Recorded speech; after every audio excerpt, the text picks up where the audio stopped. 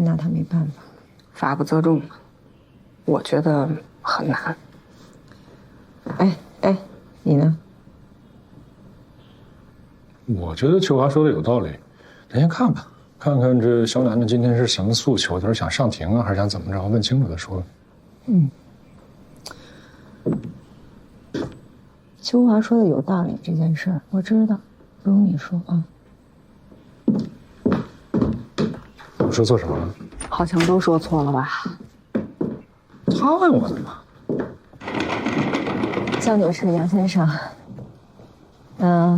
我们想了解一下你们今天来的真正诉求，是否是想让当年这些伤害你的人得到法律上应有的惩罚？不，没有，我没有想过要惩罚他们。那您来找我们的意思是？是他建议我寻求法律的帮助，要他们一个道歉。对，是我的意思。他们当年那么残忍地对待过楠楠，把楠楠永远地改变了。哪怕他们不受到法律的惩罚，对楠楠说声对不起，也是应该的吧？我觉得楠楠如果得到他们的道歉，或许会从当年的阴影里慢慢地走出来。就一个道歉也太便宜他们了。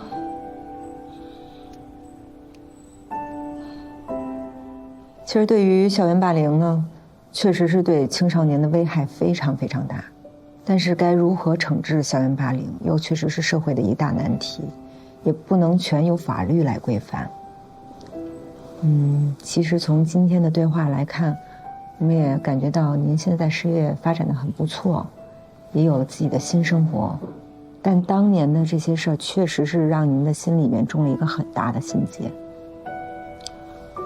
我现在呢是想跟您再确认一下，您其实只是希望得到他们一个真诚的道歉，让您从当年的这个阴影里面走出来，比让他们得到法律上面的惩罚更重要，是这个意思吗？对，罗律师，我就是这个意思。夏叔，你那边的那个案子进行怎么样了？我处理的差不多了，我有时间的。罗律师啊，你的意思是想让夏律师负责这件事儿是吗？陈律师，我们先把所里这案子说一下，好吧？你稍等。那肖女士，我们愿意在法律上给您提供帮助，不过我们之间还要签一份协议。您的这个案子由夏叔夏律师来做主导，我跟邱华邱律师我们都会做一些辅助的工作的。首先要在您这个案子上做一个调查取证，拿到当年他们霸凌您的证据，然后我们再看下一步该怎么办，好不好？夏叔，你再跟他们谈谈关于协议的事。好。然后二位跟我来这边吧。夏叔，我去帮你拿一下协议吧。啊，谢谢。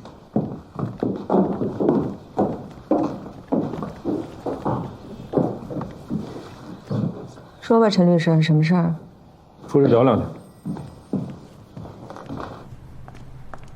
什么事儿？什么意思啊？这案子你不经手啊？不说了夏叔吗？夏叔什么工作能力你又不是不清楚，你让他跟，不靠谱啊。所以我说让秋华帮忙嘛，怎么我说话你都不认真听呢？我听清楚了，但是我给你介绍案子，你让我跟别人打配合。咱俩呗，又熟，好沟通，对吧？咱俩？对呀。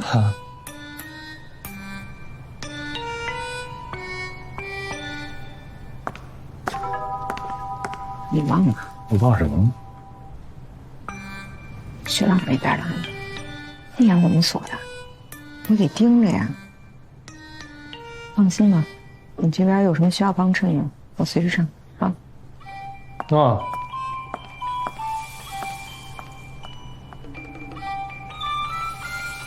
徐老师跟我有什么关系啊？方瑞，撤，拿着我衣服啊。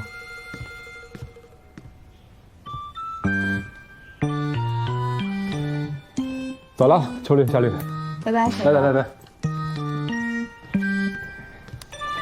你已经办了3万，千万别泄气，这女孩太好追就没意思了，对不对？助理多好，你现在这个阶段，比你们这样你越急多了是吗？你越不急，我跟你说，哎，陈律师，哎呦我陈大律师，我总算盼到您了。怎么了，韩律师？您还记得你有一个案子吗？我手上哪止一个案子？你说的哪个呀？哎呦，贵人多忘事儿，我给您提醒一下哈，明山。昨天明海的上诉期到期了是吧？对。哎，我忘问了，我现在我给法官不用，这种小事儿我来做就行了，我已经打过了，明海没上诉，那就证明判决结果生效了嘛，生效马上可以进入执行程序了。对他来说好事啊！哎呀，别高兴太早啊，这种好事儿，明山不是应该比你更积极吗？对啊，哎，明山跟你联系过吗？没联系过。明山为什么不跟你联系？想过吗？防人之心不可无啊，说的有点道理啊。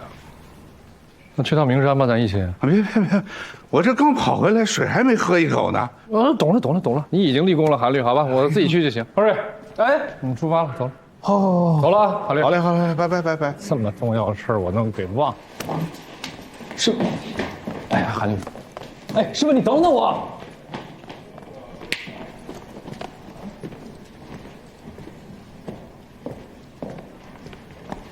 你是说明山一直没过问？是啊，胜诉以后连一个电话都没打过。老韩，这种情况不胜诉，明山急，别人不急；一胜诉，明山不急，别人都急。你可得注意啊！放心吧，他们那点小把戏哪能瞒得住我呢？我注意着呢。你注意谁了？相关利益各方我全注意了。我布置了不止一个眼线，好几个呢。但凡他们那边有个风吹草动，我立刻就能知道。不是，你要特别注意你的搭档陈硕。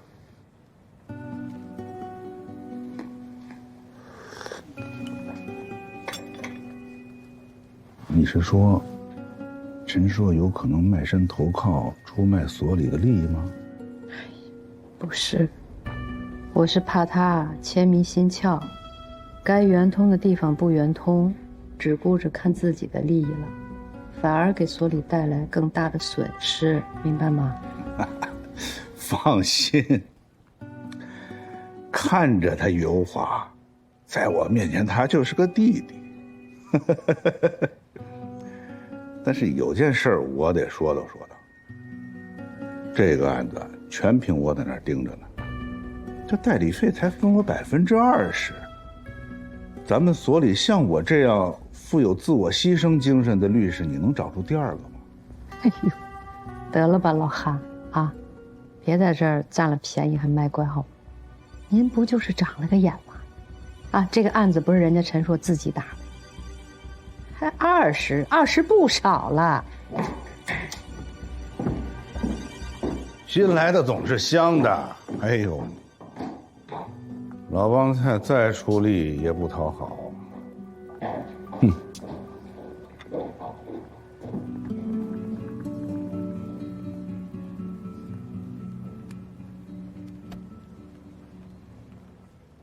哎，说，我打听个事儿啊。这个明海不上诉，你知道是什么原因吗？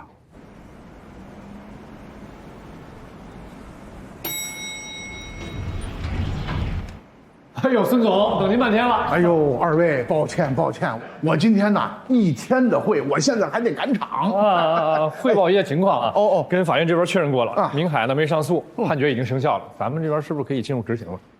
我一切听您的。那么考虑到对方的背景呢，还有他的这企业特点，除了已经查封了他们的银行账户之外呢，我想再查一下他们主营业务以外的资产，所以财产信息上报给法院，你觉得呢？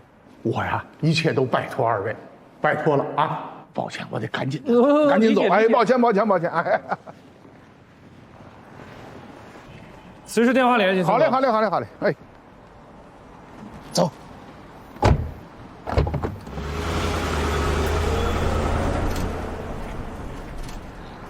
师傅，这是他的事儿，自个儿一点不上心啊。老狗学不会新把戏，一定是背着自己的律师耍花样了。哎，老薛，给我查点事儿呗。师傅，我有个同学，现在在德仁所当律师，他们所刚刚接了那个明海的案子，所以需要的话，我也可以跟他们打听打听，看看明海跟明山近期有没有什么接触。不可能说的，人家代理的明海，不是他代理的，是他所另外一个律师代理的。他那功夫一直被人打压着呢。这么说的话，我可以问一下啊。行。同学之间因为互相看不顺眼、寻衅滋事、互殴、辱骂等行为可能会触犯的法律有：刑法第233条过失致人死亡罪，刑法第234条故意伤害罪，刑法第238条非法拘禁罪。行了，别背了，这件事情根本就不是刑法规制的范畴。还有呢，刑法第246条侮辱罪，第293条寻衅滋事罪。你觉得够得上吗？我觉得够得上，但法官不一定这么觉得。对了，人身损害赔偿司法解释第7条，对未成年人依法负有教育、管理、保护义务的学校、幼儿园相关教育机构，若未尽到职责范围内的相关义务，致使未成年人受到人身损害的，应当承担赔偿责任。哎，我们可以依据这个去找肖楠楠当年的那个高中啊。那你怎么证明肖楠楠受到过人身伤害呢？我就不信了，我再找找。别找了，有这个功夫，咱们还不如去跟肖楠楠谈谈呢。谈什么呀？放弃呀？为什么呀？很多人从小就受欺负，生存环境很恶劣，那不是照样活得好好的吗？那你的意思是，肖楠楠就应当承受这一切？我可没这么说啊。我不过是经历的比他多，我知道很多事情根本就没有办法。借助于法律，还不如求助自己。想要在这个世界上活下去，就不能那么玻璃心。你觉得肖楠楠玻璃心？我觉得有点。我从小到大比他经历的多多了，我现在一样好好的活着。秋姐，你说这话我可没办法赞同。就是因为跟你想法一样的人太多了，所以大家才对社会上的弥漫的恶视而不见，让那些坏人、坏孩子肆无忌惮。可是你管你能怎么管？刑法、民法、未成年人保护法、治安管理处罚法，你刚才不都查了吗？那就算没办法让他受到法律上的制裁，那总得让他受到道义上的谴责啊，让他当面向受害者道歉，让受害者得到精神上的抚慰，难道不应该吗？应该，只怕是很难做得到。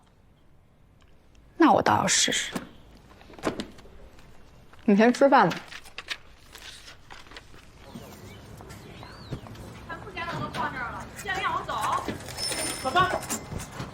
师傅你好，请问魏桂英在里吗？那不里面正喊着呢吗？他这怎么了？我们这地方啊太小，不够用，他要去贷款把旁边的地方也给租下来了。没想到呀，上当受骗了，他把钱给了骗子，原来那地方是人家的。啊？怎么还有这种事儿啊？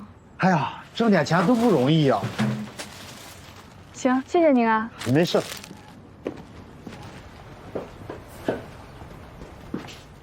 您好，请问魏桂英在吗？什么事儿啊？您是魏桂英？对啊。魏女士您好，我叫夏舒，是英华律师事务所的律师。我这次来找您呢，是因为我们所接受了肖楠楠女士的委托，为她曾经遭受过校园霸凌事件提供法律帮助。您和肖楠楠是高中同学吧？肖楠楠，那个好女，我必须要提醒您。您现在还对她使用侮辱性的称呼，您当年的行为对肖楠楠女士造成了极大的伤害，她到现在还被这件事情困扰，所以肖楠楠希望您能为当年的行为对她做出正式道歉。你有病吧？还道歉？谁他妈跟我们道歉呢？还抚慰她的心灵，谁抚慰我呀？我们不就是给她取个外号，开几句玩笑，啊，这就成伤害了？你个小姑娘，年纪轻轻的，你懂什么叫伤害吗？我告诉你什么叫伤害，我今年我都换了3份工作了，无论我如何努力，老板就是看不上我。我大学毕业到现在，连工作都找不着，我所有的爹俩都放在这儿了，我被人骗了，谁他妈跟我赔礼道歉的？我今天被辞了，明天我工作我都不知道去哪儿找，我房租我没钱交，我吃饭睡觉我没着落，有人跟我道歉了吗？你律师是吧？你怎么不替我这种人伸张正义呢？你还伤害，说几句伤害了，那我们这人不得死去？滚！不可理喻，道歉没门儿。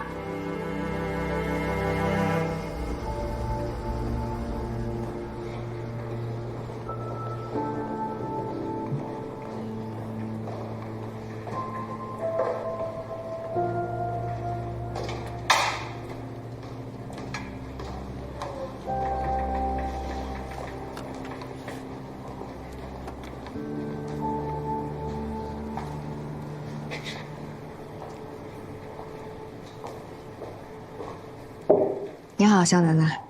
哎，请坐，请坐。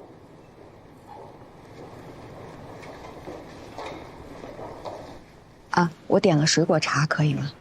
可以，谢谢你啊，邱律师。不客气。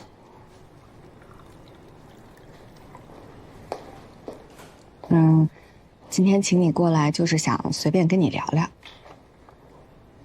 我们夏舒律师根据你提供的名单，找到了几个人。但是结果你应该也能想象得到。那我就跟你直说了，他们是觉得当年年龄比较小，不过是随口跟你开了几句玩笑，而且你家里条件又比他们好，他们做事情难免对你有些敌意，在那个年龄阶段有那样的心理动机也是可以理解的。邱律师，你的意思是说，那些事情构不成对我的伤害，这一切都是我过于敏感，不是生非是吗？不是，我不是这个意思。他们当年对你做的这一切当然是不对的。我想表达的意思是，有的时候生活就是很残酷。你要是想活下去，就得把自己的心脏变成一张粗筛，把那些细小的东西都筛掉。你能做的就是让自己的内心变得更强大。只有你变强大了，别人才不会伤害到你。那还要律师干嘛？还要法律干嘛呀？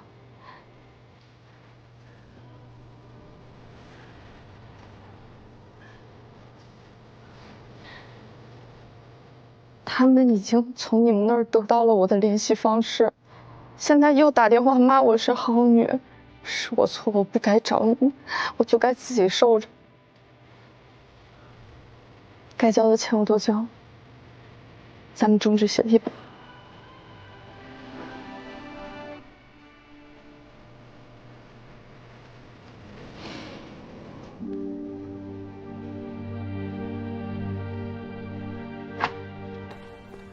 夏舒，肖楠楠要终止协议，你知道吗？什么？为什么？为什么你不知道？你去找肖楠楠的高中同学的时候，是不是把她的联系方式告诉他们了？我是告诉了其中一个人，但是他说他要向肖楠楠道歉，我才给他的。我一猜就是你，你这智商又倒回去了啊！他们哪是要跟肖楠楠道歉呀？他分明就是要套肖楠楠的联系方式，然后传播给其他同学。现在已经有好几个人打电话骂肖楠楠了。这人怎么这么坏啊？那怎么办呀？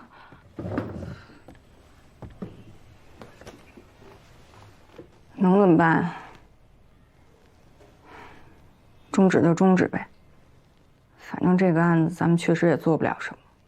终止协议对于肖楠楠来说，没准也是好事儿。那不行，就这么放弃了？我再给他打电话劝劝他。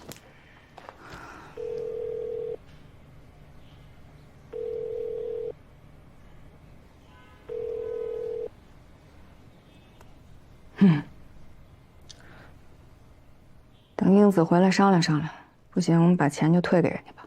啊。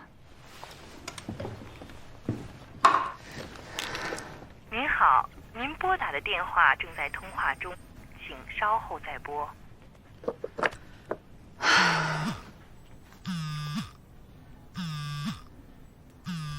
喂，郝总，怎么了？夏叔，马总跟杨总这边的情况，我想跟你对一下，你有空吗？我现在有个案子比较麻烦，暂时走不开，要不你晚上过来找我吧。是这样啊。那我知道了。哎呀，谢谢兄弟了，搁钱哥心里有数，啊，咱们来日方长，那就先这样。哎，好的，再见啊。真的假的呀？两家早勾搭到一起。明海把明山钱还了？那没有，只是走得很近。昨天司明山还去了明海集团，而且这个明海的老总亲自下楼去迎接，俩人谈笑风生。聊什么？那谁知道？我这小兄弟就是明海集团里边一个部门主管，他只知道明山去人了啊，聊什么，干了些什么。这个协议达成之前，他不可能知道。律师在前面冲锋陷阵，当事人把律师给卖了，图什么呢？就图来那点律师费啊？您一个人律师费800多万，你管那叫点儿啊？是不是？那两家什么时候开始联系上？就你们一审胜诉之后。其实按理说呢，这个明海集团的老总，人家是正处级干的。他怎么能看得上一个民企老板？就是你们这一审啊，这做的太扎实了，证据收集的太全面了。他们知道，即便是这案子到了2审也得败诉，所以说是演了这么一出戏。那明山的孙明山又不傻呀，他知道明海怕什么。那所以嘛，不论是明海的态度怎么变，明山的核心诉求不会变的，他就是要让明海还钱嘛，就是这意思。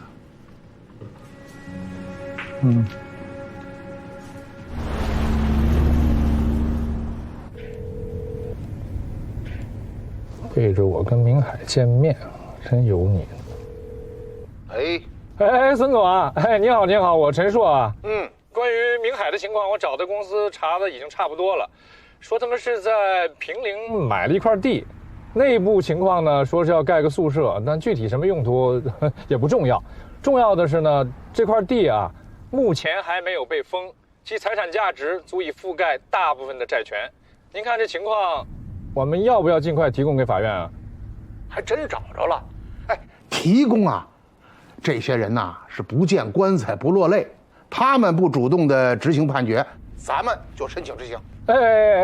那就提供给法院了啊！还有一点，孙总，很重要的一点，就是咱们之前的代理协议里边有说过，我们双方呢需要建立一个共管账户，去收取给付款，还有就是执行款。那现在马上要执行了，您看您这边方不方便派一个人跟我对接一下这个事儿啊？可以啊，你说什么时候？那越快越好啊！不，明天成不成？行，明天我就派人过去啊。那您先忙啊，我等您的人。你对我不义，就别怪我对你不如人。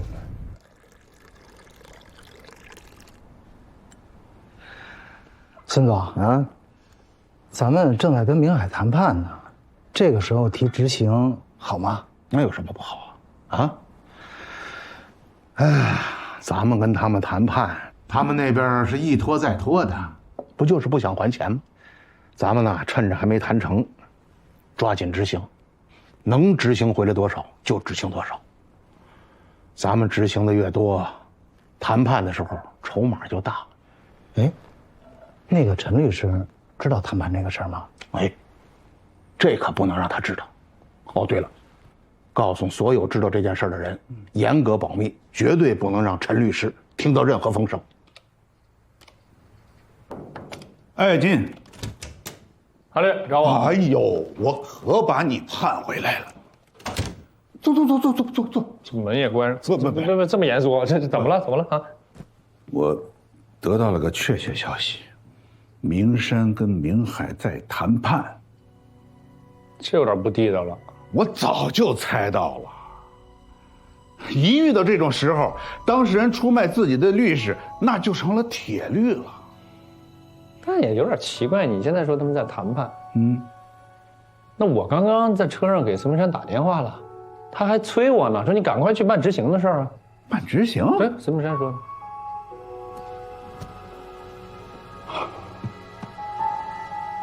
这就说明他们谈判没成功。那没成功怎么呢？没成功，再利用律师一把，逼着那边执行，然后明山谈判的时候，他就有更大的筹码，是不是？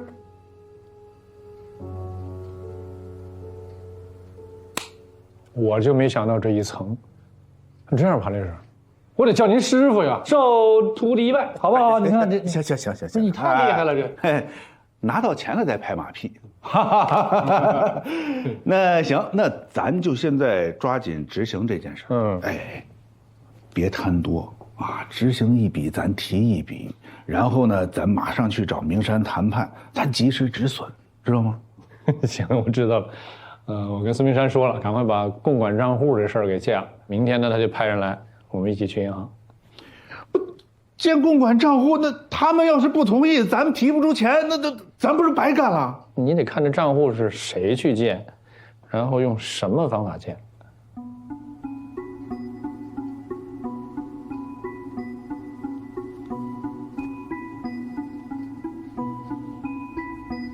陈叔，不能这么干。我怎么干了？风险太大，容易被人抓住。韩律师，你这操心了。我陈硕呢是律师，违法的事儿我肯定不干。还有啊，只要他们履行协议，这共管账户那就只是一账户。兄弟，你听我说一句啊，你听说过哪个律师打了个一审就能挣个1800万？打一开始我就知道，明山的这个标他就是个噱头，他就是引着律师上钩的。兄弟啊，咱现在降一降。咱就只要个100万，这事儿还好商量，你说是不是？我能赚800万，但我只要100万。要不说你年轻呢，老话说得好啊，两鸟在林不如一鸟在手，挣到手的那才是钱，挣不到手的那就是纸上的数字。韩律师，这件事呢，我就按协议办事儿，我只要我该得的。如果你担心的话呢，你可以把这事儿上报到所里边，你看所里边怎么说，行吗？我上报干什么呀？不，你能多挣，我也能多分，是不是？那不就结了吗，老哥？那不用担心，我这边有任何进展，我第一时间跟你说，行不行？行了，好了。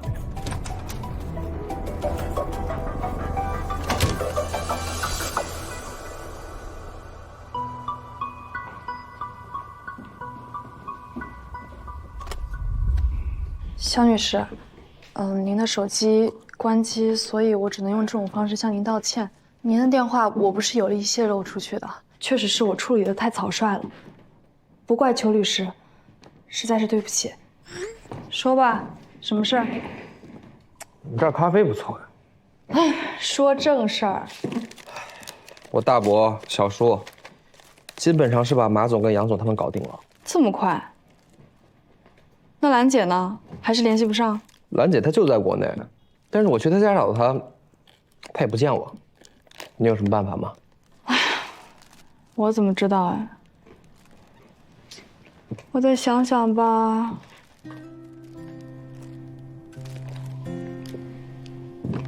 郝磊，我问你个问题，就算你当不了董事长，你也是大股东，你又不缺钱，为什么非要跟你大伯小叔争呢？你们当律师，接一些普通的案子也能挣钱，你何必要债钻到别人车轮子底下，半夜跟当事人道歉？你图什么呀？这叫成就感，你懂不懂啊？成就感？是你钻车轮子底下有成就感呀，还是跟流氓债主斗智斗勇有成就感？怎么没有啦？我觉得我自己挺厉害。我以前好像什么都有，但其实两手空空。我现在什么都没了，但我非要抓住点什么。你不也一样吗？所以我就说嘛，咱俩其实挺像的。哎，行了，就知道套近乎。忽悠我给你工作呢。说正事儿，你现在只能靠兰姐了，怎么办吧？喜欢成就感，你去约他？我交给你了。嘿，好好，我欠你的。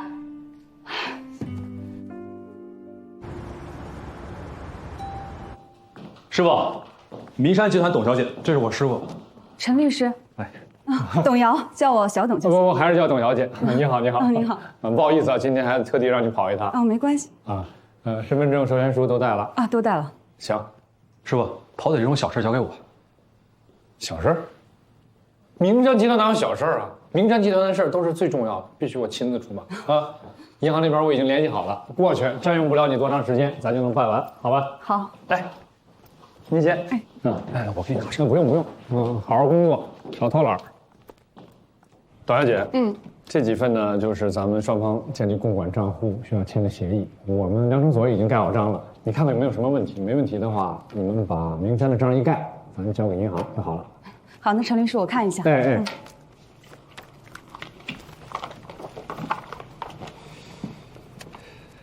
董小姐，我今天见您嘛，我觉得眼熟啊。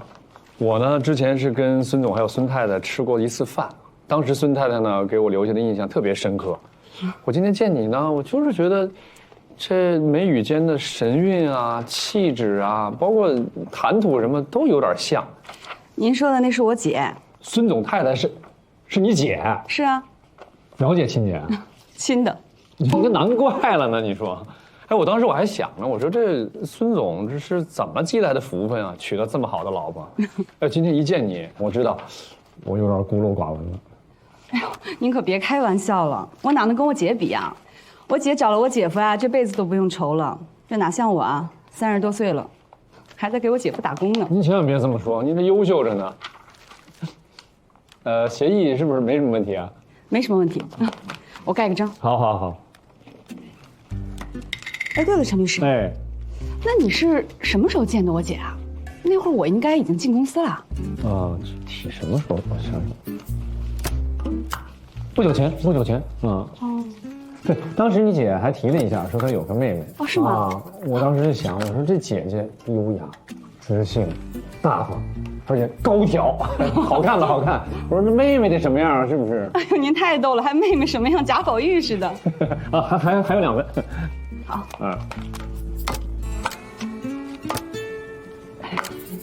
我算是知道我姐夫为什么愿意跟您合作了。这就是业务能力一般，嘴甜。陈律师，你好，来，你好。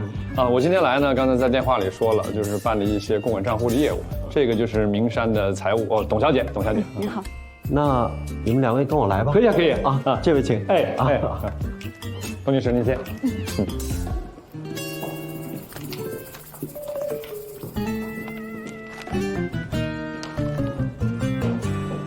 小赵，马经理，陈律师他们律所在咱们这开个户。好的，请坐。授权书和身份证都带了吗？有授权书、身份证来，协议都给您，很快的。对一下，谢谢。来，2个油盾啊，你一个，我一个，对，到时候改下密码就可以了。好，我叫个车。我送你，叫什么车？我开车停着呢，在那儿。走了。那我就不跟您客气了。跟我还客气什么呀？这就是我们申请执行的材料，刘法官。你们都调查清楚了吧？这些房产和土地完全属于明海，没有合作开发或者其他权属问题吧？没有，我们查清楚了，您放心。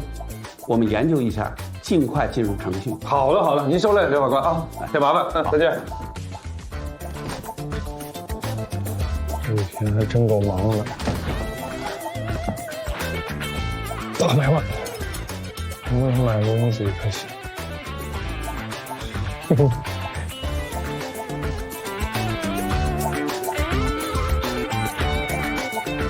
跟房两屋说一下。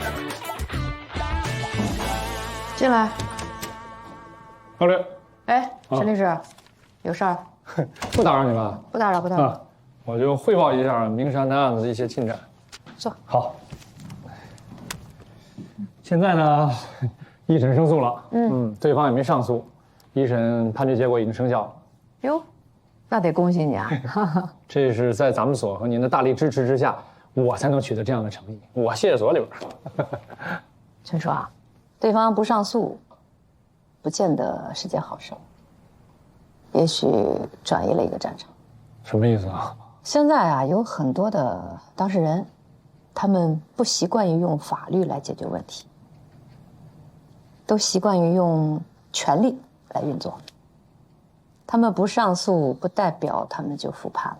也许人家换了一个玩法，比如说私下里用其他的手段来和我们的当事人勾兑。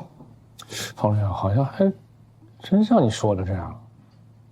胜诉之后呢，我就找人查了一下，这两家老死不相往来的企业啊，突然变得一家亲了啊，没事就私底下接触，就像你说的勾兑吧。但关键是呢，这孙明山跟我只字未提。我看样子你都想到前面了，姜还是老的辣，方律。现在啊，的太多人都缺乏这种契约意识，打官司的时候找律师，把律师当枪使。一旦事情有了转机呢，人家就会踩着律师往上爬，最后结果就是一脚给律师踹底。那照你这么说，是不是我们现在担心的这种情况已经出现在这案子里边了？那怎么办啊，方律师？我没这方面经验，你肯定是比我知道的多，怎么办？明山对你只字未提，就一直瞒着你呗。对，昨天跟他们通电话，只字未提。那执行呢？他们还执行吗？催我来啊，让我快点儿。我今天去了趟法院，提交了申请。这样的话，那就说明他们双方还没有勾兑好。目前他们还是需要律师的。既然人家没有挑破，我觉得你不妨也不要说破。抓紧时间督促一下法院，赶紧执行。但是有一条特别重要啊，执行回来的钱一定要掌握在自己手里。我记得签合同的时候是不是要建一个什么共管账户来着？是吧？对，建好了。今天跟他们名山的会计一起去银行开好了，已经开好了，那就不好办了。怎么了？共管账户如果没有对方的允许，这钱我们还动不了。能动。能动。能动。我今天呢，把双方的建立共管账户的这协议呢提交给银行，提交的这协议是正式的，也就是说真的。这名山的财会呢，拿着章咔咔咔咔就都敲上了。只不过我提交的时候交了2份，这2份是我们粮政所的权限更大，只要我们想的话，随时都可以撤销他们的权限。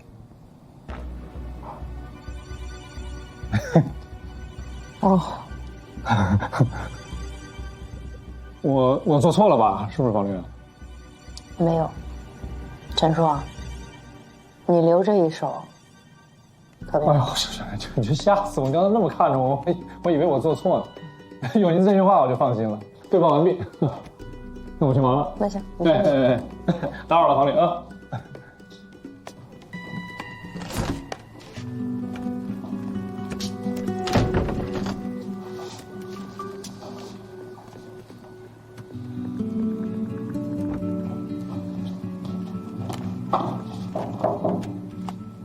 谢，方律，陈叔，来看看，气色怎么样？挺好的，怎么了？上次你说这万和案需要人嘛，说我气色不好，让我养养，现在养好了。而且你看这名山这事儿呢，一审也胜诉了，我现在闲着没事，我可以加入万和案了。虽然名山案胜诉了，但还没有执行呢。执行的事儿没事儿吧？我刚刚跟这个方律师商量完，没有什么事儿了。现在万和是关键。我觉得啊，这万和案跟我之前看过的一个案子特别的像，筑城案。所以呢，你就让我加入呗，我肯定能帮上大忙。陈叔，你但凡早一天跟我提，我都能让你加3儿。但是现在呢，这个团队已经满员了。案子大，利益大，加你一个人就会少分1份钱。你呢，站我角度替我想一想，我真的没有办法和其他的合伙人交代。你放心吧，陶律，我肯定不会让你为难的。我就是想为咱所里边尽一份我自己的绵薄之力。我太了解你了，陈硕，你是想多挣一份钱，一个名山案就可以了啊，差不多得了。你被看出来了，还是陶律师你了解我？那行吧，反正你这有任何需要的话，随时呼唤我，好吧？没问题啊，我先走。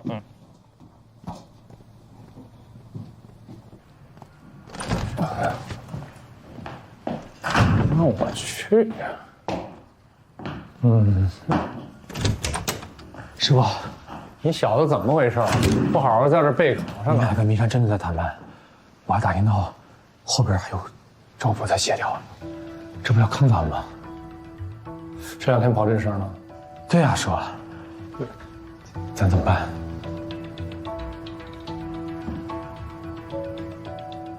我自己看着办吧，我出去一趟。你去哪儿啊？谢谢。备考。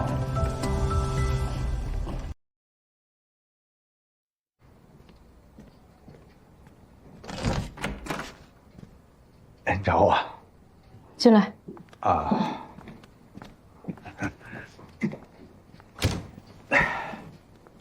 陈硕和明山集团建了一个公管账户，但是账户的权限在我们这边。事实上呢，这个账户就是咱们良城所的。这事儿你知道吧？不知道啊。嗯？我，王律师，您就当我不知道啊。我还有事儿，我去忙去。哎，站住！回来，回来，回来！哎，那你跑这么快干什么呀？你怕什么呀？我没什么事儿，我就是想告诉你一声。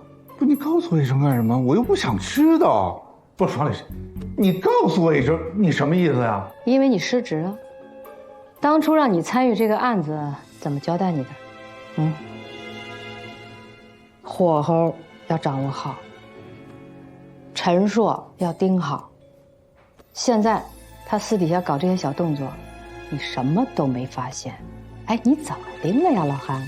你又不是不知道，那小子鬼精鬼精的，我防不胜防。他有你鬼有你精啊！他还诡计。不，方律师啊，你既然知道这个共管账户有风险，你不用告诉我呀，你直接阻止他不就完了吗？我为什么要阻止啊？当初陈硕他接这个案子的时候，他自己承诺过，风险自担，而且前期费用自掏腰包，明摆着呀，明山就是想摆我们一道。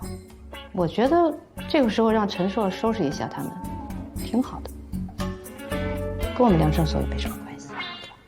对呀，跟咱良城所也没什么关系，那跟我就更没有关系了，对不对？怎么没关系啊？你不是提成20%吗？不要啦。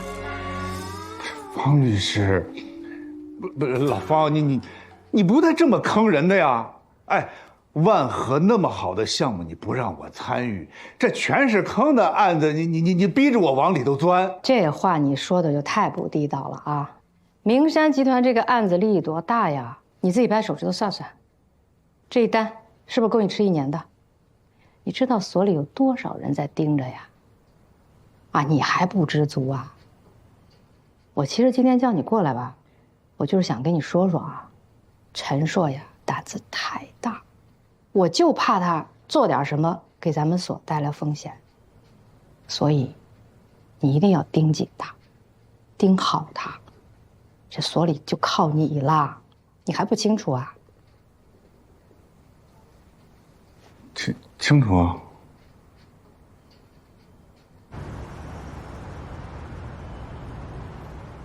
哎，陈硕，你怎么想的呀？现在明山的案子一脑门子官司呢，你怎么又插手万和了？图什么呀？就是为了那罗英子啊？我为我自己的好奇心，他们越不让我参与，我就越得知道为什么。哎，你说他们为什么不让我参与？这里边有事儿呗，不想让你知道吗？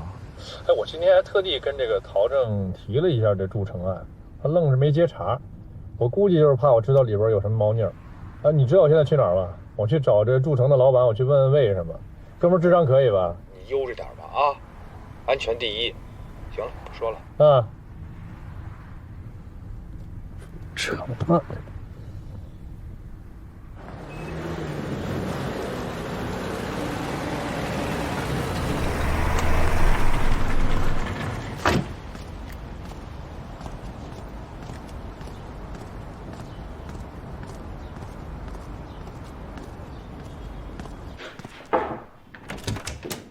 老板有人找。谢谢啊。于总，您哪位？哎呀，于总，久仰大名，久仰大名。哎，你好啊，我叫陈硕，是一名律师。啊，律师。哎，找我有什么事儿？于总，您之前是筑成集团的老总吧？你就说什么事吧。是这样，我呢听说过您一些过往的经历，您受苦了。你找我到底什么事？梅大良您认识吗？梅律师。没错，梅律师啊。这梅律师呢，因为您这事儿也受了不少苦，也特别不容易。你这什么话呀？他受不受苦跟我这案子没关系啊。表面上没关系，但随着咱聊着聊着，他可能就有关系了。于总，我今天来呢，就是想跟您了解一下当年筑成案的事情的经过。您到底是哪位啊？为什么关心我这个案子？你哪个律所的？良城律师事务所。什么所？良城所。良城所。对。你来干什么？你们把我的企业拿走了，害得我做大狱还不够啊！你们还想怎么样？走，马上从我这儿走。我刚进良城所没多久。不，你看，保安，把人给我弄走。于总，这很多年前你走不走？保安，咱坐下好好聊，别咱坐下聊一聊，不行吗？不聊。保安，快点，我自己能走。你们别废话，别走。别，我是律师，你别，律师出去。不是你们，嗨，是不至于啊，有什么仇恨呢？方力宏做什么了这是？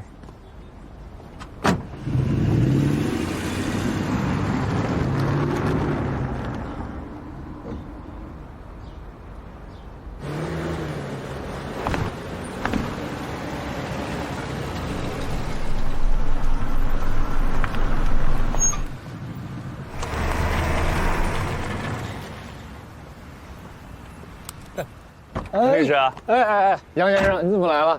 有进展了是不是？我就是为这件事来的。他们可以不接我们这案子，但不能这么害我们呀。他们干嘛了？他们所那个夏律师，把楠楠的联系方式告诉了楠楠一个同学，导致他们找到了楠楠。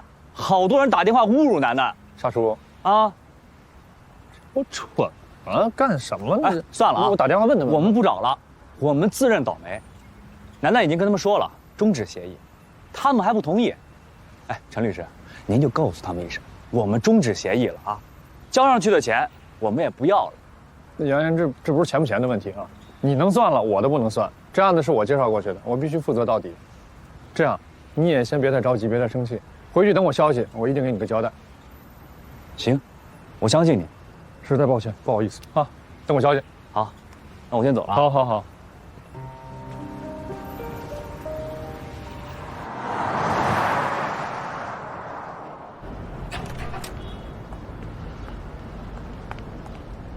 嗨，进来。出来聊吧。你进来说。这风水不太好，不进去。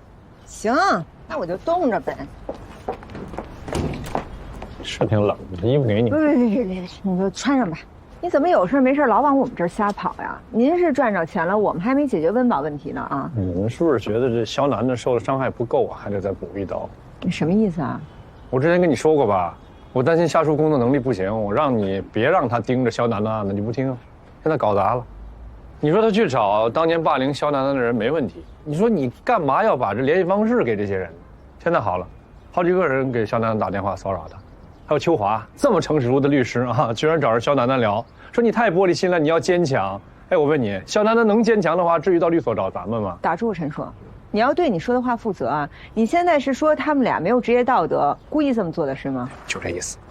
你这话听谁说的？杨树啊，杨树去我们律所找我了，你不信的话，给他打电话。行吧，那我回律所了解一下，如果真像你说的，我会亲自跟他们道歉，并且这案子我亲自做。肯定得给人道歉的。看这案子我介绍的，我也得跟着一起吧。不用了，杀鸡哪能也用牛刀，承认我是牛刀了啊！杀鸡哪能用指甲刀啊？我自己做就行。他们呢信任我啊，我信任你，所以这事我得参与。人家就给了我们2万块钱，我哪有多余钱给你啊？真不用担心，就你这点小钱，我看不上眼。哥刚赚了800多万。是，就这钱还没落你口袋里呢啊！喊得满世界都知道了，你就不怕劫匪绑票啊？你把我绑了呗，800多万立刻转给你。绑你？我费不费劲我？你等着，我去跟薛老师打声招呼，然后我回所里一趟。怎么什么事儿都得跟着姓许的说？人家给我发工资，我不跟人汇报，跟你汇报啊？我也可以给你发工资。那再谈。薛老师，那边都是我们处理完的，然后这就是这个对照的目录表，还有一些零碎吧。您看，您是请您律所的律师继续来处理呢，还是我让秋华律师过来继续跟进？都可以，看您方便吧。应该没什么问题。你在忙的这个案件是10年前的一个校园霸凌案，没有造成人身伤害。可是他却改变了这女孩的一生。这个案子可能不会有结果，你和你的当事人要有心理准备。你让我想起了10年前我专门做公益案的时候，这好日子是一去不复返了。其实我很羡慕你，你还愿意为一些很可能没有结果的事情去努力。放心吧，鼎新的案子我让邱律师接手，你去忙你的，我支持你。谢谢徐老师，谢谢。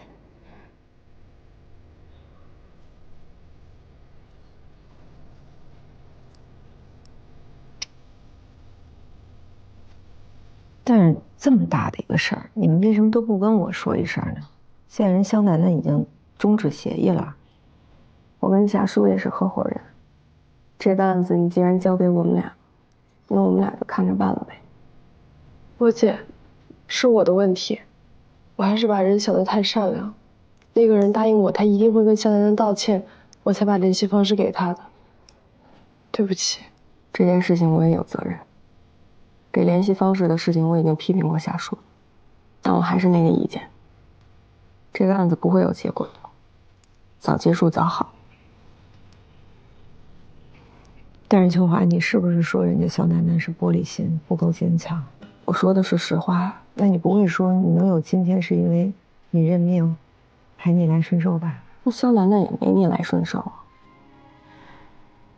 这世界就是这个样子，大恶还在横行，我们能拿小恶怎么办？秋姐，你这话我不同意。是恶就应该铲除，哪有什么大恶和小恶之分啊？那你不同意，你去做啊。我在做啊，结果就是让受害者得到了新的一次伤害。夏叔，秋华最后说这句话没错。这事儿说到底，你是始作俑者。你要不给对方联系方式呢，对方也就不会骚扰肖楠楠，对不对？肖楠楠不被骚扰，那这案子也就不会跑了。你现在也是合伙人，所以你应该竭尽全力的去想办法，看看怎么能挽回，好吗？还有，我想跟秋华再单独聊聊。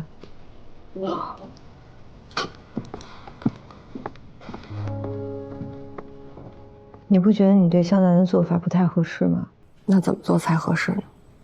从法律、从人性的角度，这个案子能打赢的几率微乎其微。真要是拖上个几年打不出个结果，那他更崩溃。还不如让自己内心变得强大，自己把这个坎过了。法律只是个工具，它从来就不完善，所以我们才要赢得大概率会失败的案子，引起大家的重视，从而推动社会改变啊！你这是理想主义，是乌托邦。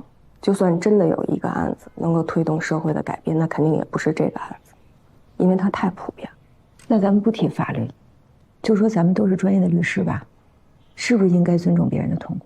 那有些人他面对痛苦的时候，他就是走不出来的，就比如肖楠楠。那走不出来就一辈子都耗在这儿吗？肖楠楠被人霸凌，法律爱莫能助，他唯一能做的就是让自己变得坚强。不然所有人的帮助都是毫无意义的善良。那作为律师是不是应该客观，而不是一己独人？那肖楠楠她就是不能那么坚强，她就是不能做事理性客观，事事权衡利弊。你不能总让别人都跟你一样吧？权衡利弊有错吗？算了，别再讨论这件事情，再讨论下去没有意义。肖楠楠这个事情，我不认同你的理念，但是我尊重你们的意见。他这个案子呢，就由我跟夏叔继续去做，你去卓越所那边帮徐老师把账理了，好吗？好。我知道你不爱听，但我还是得给你泼泼冷水。不管你们怎么努力，结果肯定还是接受现实，不了了之。也许肖楠这案子就有转机呢。如果真有那一天的话，我也希望你能转变你的想法。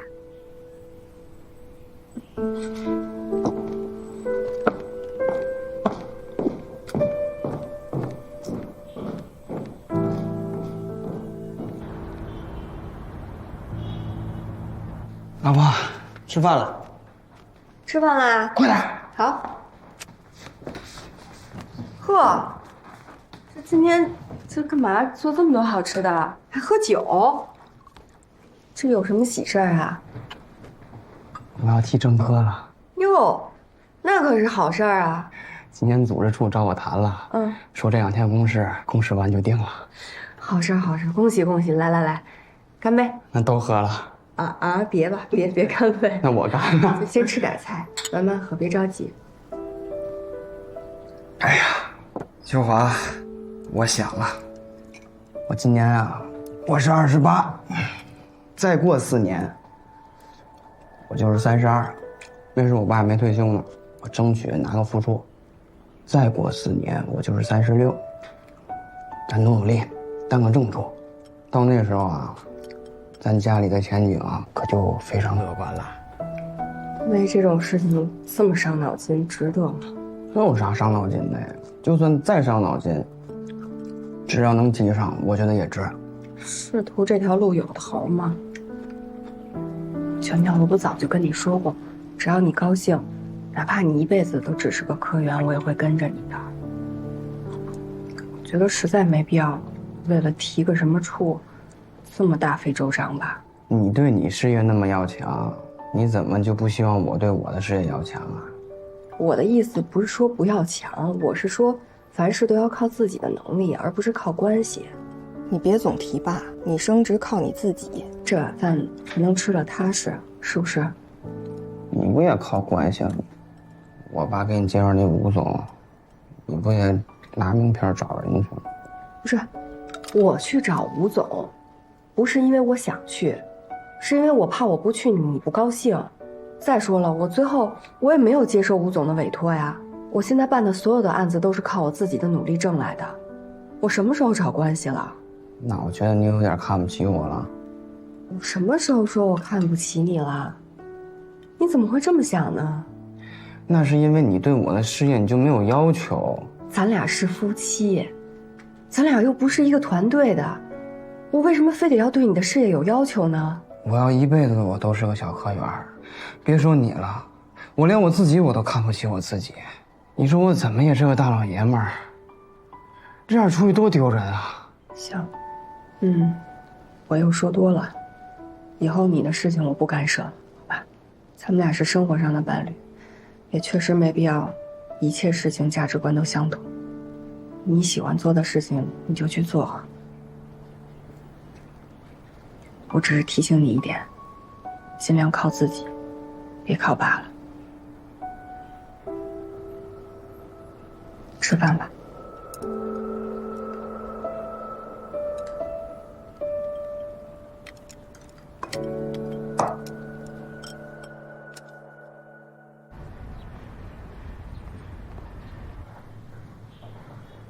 对不起啊，我们向您2位道歉，没有为肖女士讨回公道，还让您受到了2次的伤害，这是我们工作上的失误。肖女士，实在是对不起，这是我工作上的重大失误，我向你道歉。没关系的，都怪我。现在想起来，我当年就不该吹牛，和他们说我卡里的钱花不完的。就算是你吹牛，那也是他们的错，他们不可以这样对待你。你不要把别人的错归结到自己身上。肖女士啊，这次他们的工作肯定是有疏失的，但是初衷呢是好的，是想替你讨回公道嘛，所以再给他们一次机会，好不好？我们可能做不到让所有人为他们当年的所作所为向您道歉，但是我们可以努力做到，让那几个为首者向您道歉。明天我会继续自己去那个县城跑一趟的。我跟他去，我看着他，免得他又犯错误，是吧？谢谢陈律师。应该的。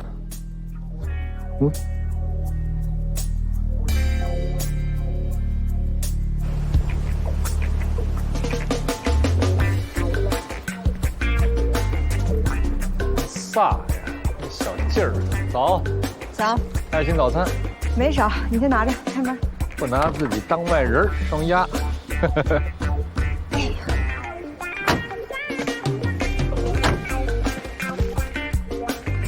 开车。来，公主。哎呦喂，吓我一跳！多周到的服务啊！下次先提醒啊。我想想，应该是那个对，第3本的第55页，你找一下。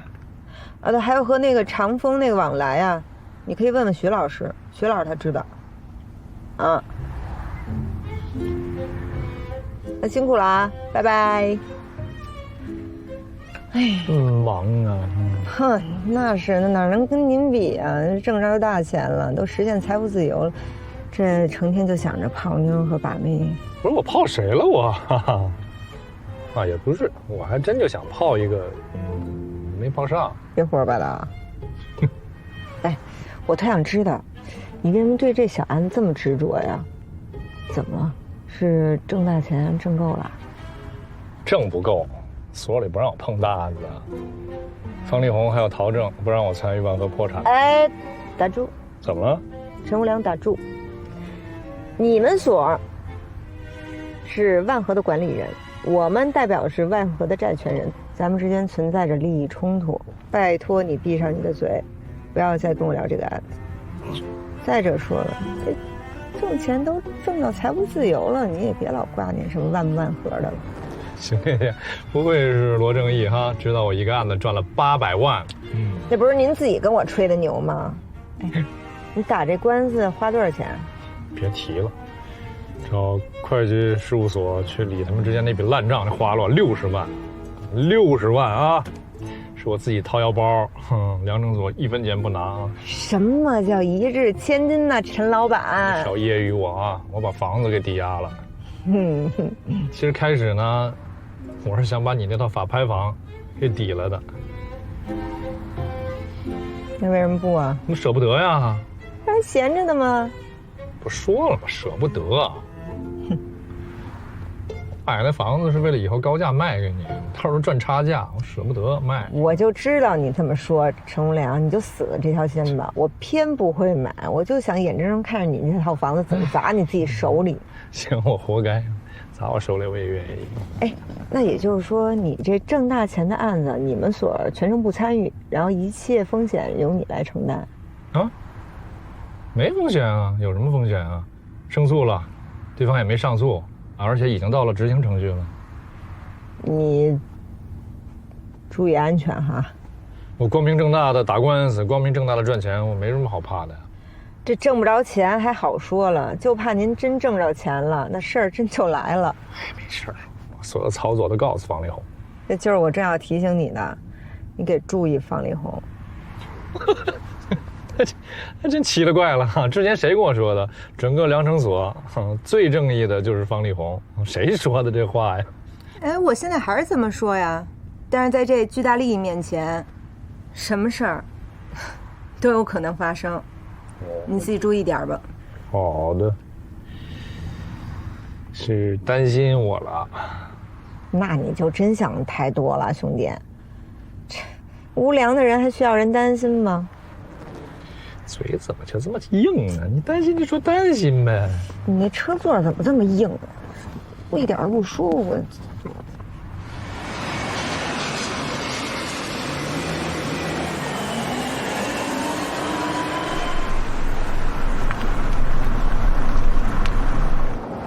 这线程不大哈。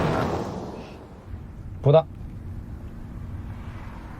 第一站去哪儿啊？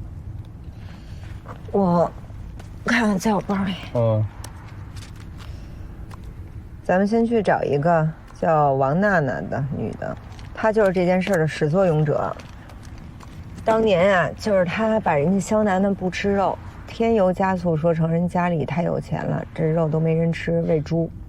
后来也是她第一个把这消息到处散播出去的。再之后呢，她还朝人肖楠楠脸上吐过口水，还扇过人家耳光，啊。什么人呢？说他现在是在一个优选生鲜的超市当收银员呢。咱们要不然去那超市看看去。优选生鲜是吧？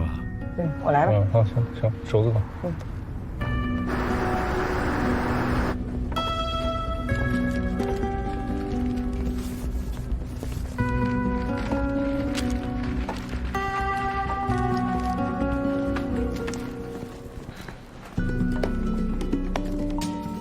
靠点，你别指着我收银台。那收银员是吧？好像就是他，但他怎么比肖楠楠长得要老？生活的馈赠。哎，你别摔行吗？你怎么还摔呢？你谁呀你？你在那儿指挥什么呢？你什么态度？你指什么呢你？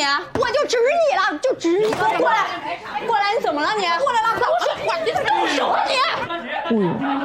直接上手了。怎么说话的？怎么说话的？你太凶了，这。你给我惹毛了，我也给你打。至于吗？肯定能干出霸凌这种事。我呢？别动！你告我干嘛呢你？经理是他先骂我的。那你不能和顾客动手啊！你一直看。我这学怎么打架？你少来，走吧。这工作肯定是保不住了，出去等。我先动手，你先动手。大姐，别动手！至于动手？这王大一看就不是个善茬，没说几句直接出手了，薅人头发。一会儿他出来呢，你先上冲锋，我殿后。不是陈叔，你好意思吗？你大老爷们儿，你自己非要往上贴，现在好意思往后躲啊？我怕他薅我头发呀。我就不怕薅头发是吧？真发亮！什么烂东西！老娘不干了！出来了。王女士，王女士，哎，你好，您是王娜女士吗？我是罗英子，这个是我的名片，啊，这是陈律师，我们有事找您。前段时间一个夏律师给我打电话，你们是一伙儿的吧？我都跟他说了，我一没偷二没抢，怎么还来找我？王女士，您看要不我们去找一个安静的地儿坐坐聊聊？有事儿你在这儿说。好。既然我们的夏律师也给您打过电话了，那你也应该知道我们是为什么事儿而来的。不是你们有完没完啊？我怎么着他了？谁上学的时候没跟同学红过脸啊？至于吗？这点破事儿记到现在，是不是小心眼儿他？你就回去跟他说，哎，我见他一次我扇他一次，我见他一次我吐他一次。这么矫情。王女士，你说话放尊重一点行吗？你曾经霸凌我的当事人肖楠楠，最终造成他严重的精神创伤，以至于到现在都没有痊愈。而他呢，他只想要您一个道歉而已。我给他道歉，谁给我道歉啊？是他自己不自爱发自拍，哎，勾引人，他还不让人说啊？还有你刚刚说什么霸凌，我可不认啊！你要是再这么胡说，我告你造谣！造谣？你曾经有没有向他吐过口水？扇过他耳光，说他们家的肉是喂猪的，而这些话这些事儿，他到现在都没有忘记。您要是这样的话，我只能建议我的当事人起诉您了。这样的结果您能承担吗？你告啊！我生活已经这样了，我还怕谁啊？我一天打2份工，刚刚因为一个神经病，我连工作都没了。我男人跟人跑了，留下孩子没人照顾，我没钱没工作，我日子过成这样了，谁给我道歉？你要是再让我给他道歉，我连你一起打！王女士，平静，啊，这大街上动手非常不文明。罗律师啊，刚才这态度呢，确实也不太好，我代他跟你道歉，行不行？说你别说话，你看不见啊，王律师刚丢了工作被开除了，心情很糟糕。王律师，刚刚呢，这超市里边发生的事情呢，我跟罗律师看的是一清二楚，整件事情双方都有责任，但是那顾客吧态度也是真的挺差的，特别粗鲁。我要是你的话，我也绷不住，也可能动手。所以在这件事情上，我能同情你，啊，你现在丢了工作，挺不公平的。咱借一步说话啊。刚刚呢，你说的话我都听见了。你现在是一个人带着孩子，对吧？你是为了养孩子们含辛茹苦的，一天打好几份工，太辛苦了呀。从我这儿看，我觉得你是一位特别伟大的母亲，而且很善良、很勤奋。所以说，之前我们提到的说很久以前发生的这件事儿，霸凌，我想肯定是无心之举吧。就像你说的，小的时候谁没犯过错呢？这样。我姓陈，叫陈硕啊。良城律师事务所上面有我电话，你如果日后有任何法律方面的问题需要我给你提供帮助的话，我可以无偿的，行不行？收好。啊，我再带我的同事给您道个歉。啊，再见。陈硕，你骂我有瘾是吧？凭什么要向他道歉？他明明就是欺软怕硬。你是硬，刚才差点挨揍，是不是？咱们呢是找人来谈判来了。不是在这树敌呢，讲究策略行不行？下家吧。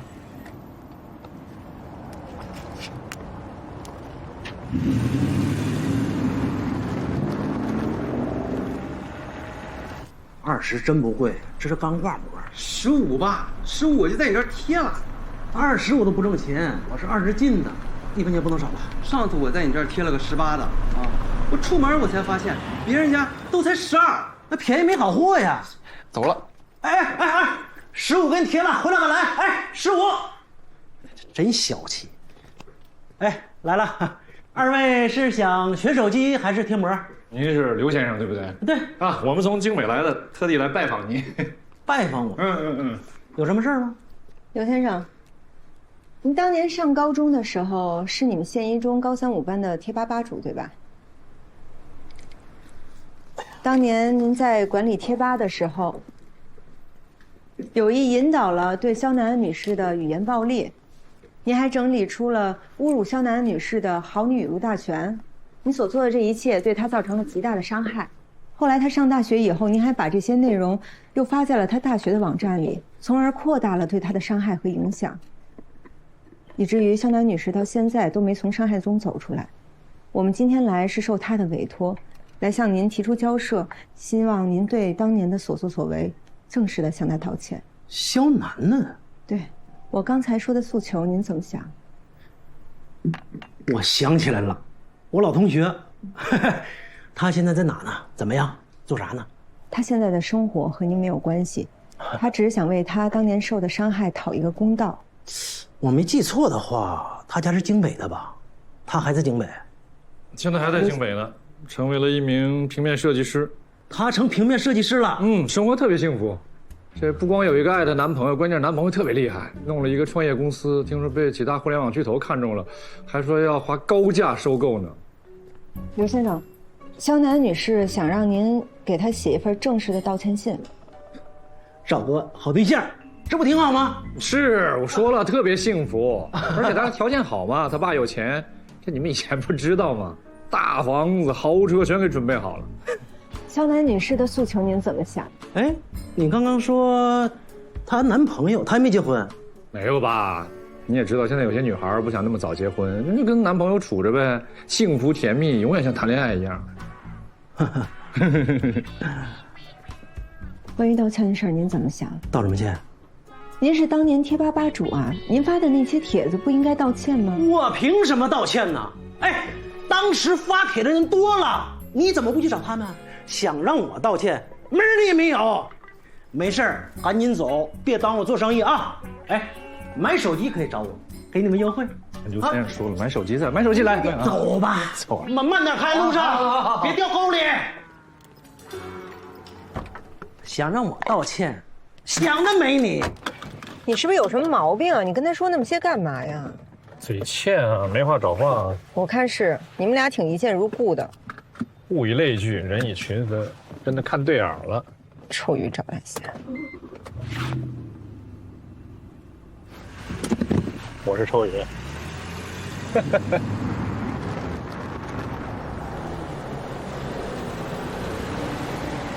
就这了。到了。今儿最后一站啊，完成任务。这次考试，许淑玉又是到底啊？怎么回事？又让找的？全班只有你。我这上班天天请假。看着卷，怎么样？最高，能看吗？还有个面试。方老师在和家长谈话，要不你让我们稍等一下。爱学不学。好凶。方老师，我孙女考试不及格，是我不会教她，可是我实在也没办法呀。她爹妈在城里打工，就我一老太太，我什么也不懂啊。老师，你就多关心关心她吧。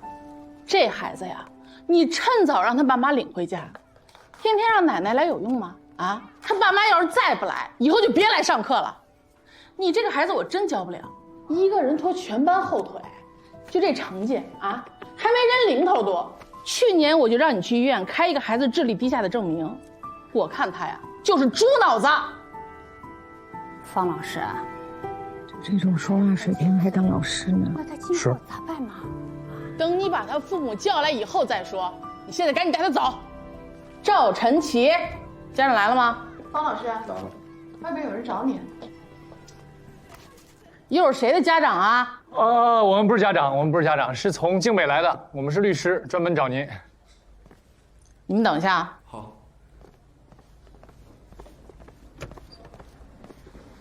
方老，跟我到那边。哦，好。您好，方老师，这是我的名片，我们是从静美来的律师，想和您谈谈。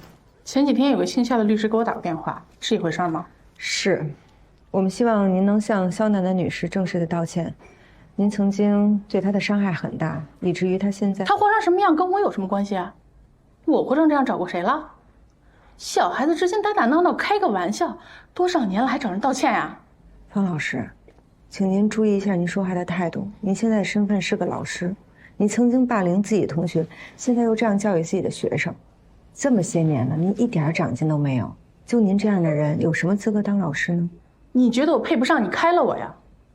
那个肖楠楠就是个蠢货，想起他那装纯的样子我就觉得恶心。当年我是骂他的，因为他活该。方老师，您就不怕被起诉吗？你吓唬谁呢？没事，赶紧走，烦死人了。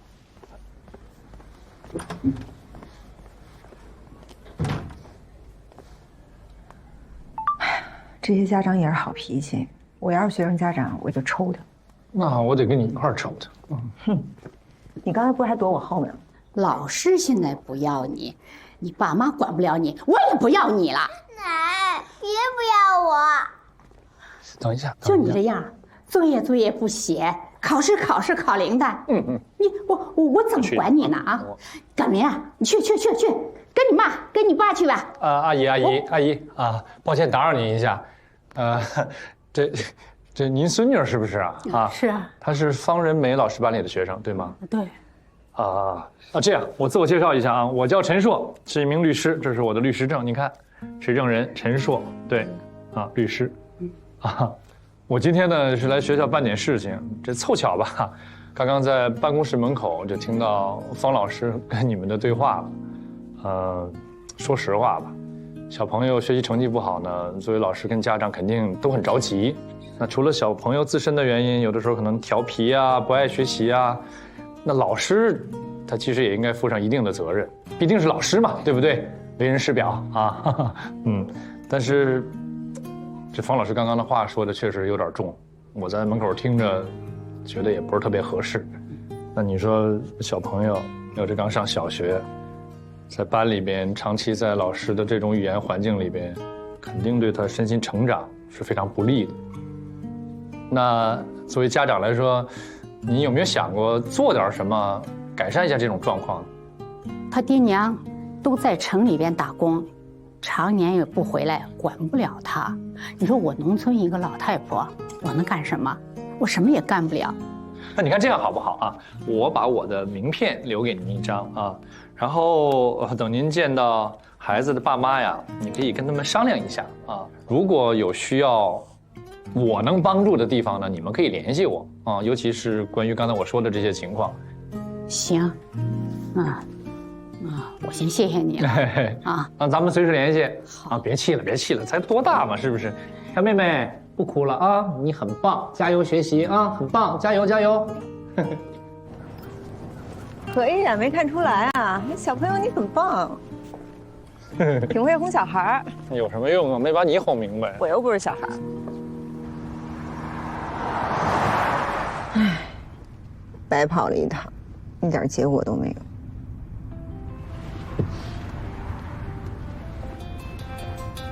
哟，哎，徐老师，嗨，我不是跟您说了吗？那个我在外地呢，忙那个校园霸凌的案子。哦，这样，就是在你们准备几份材料里面，我发现了有几个数据对不上的。邱律师说这部分是你负责的，没关系，等你回来再说。哦，抱歉，徐老师，这样我正往回赶呢，差不多下午就能到吧？哎，别着急，开车啊，注意安全。嗨，我没开车，雇了一司机。行，那再见，徐老师啊。哎，陈硕，你能不能掉个头啊？啊，我想找一咖啡厅，弄一下我那边那案子的事儿。有没有那么急啊？一会儿上高速了，上哪儿找咖啡厅啊？你找找吧，肯定有。这事儿挺急的。不是你真拿我当司机啊？你不是吗？陈师傅，真有点陈。好，我就是一司机，行吧。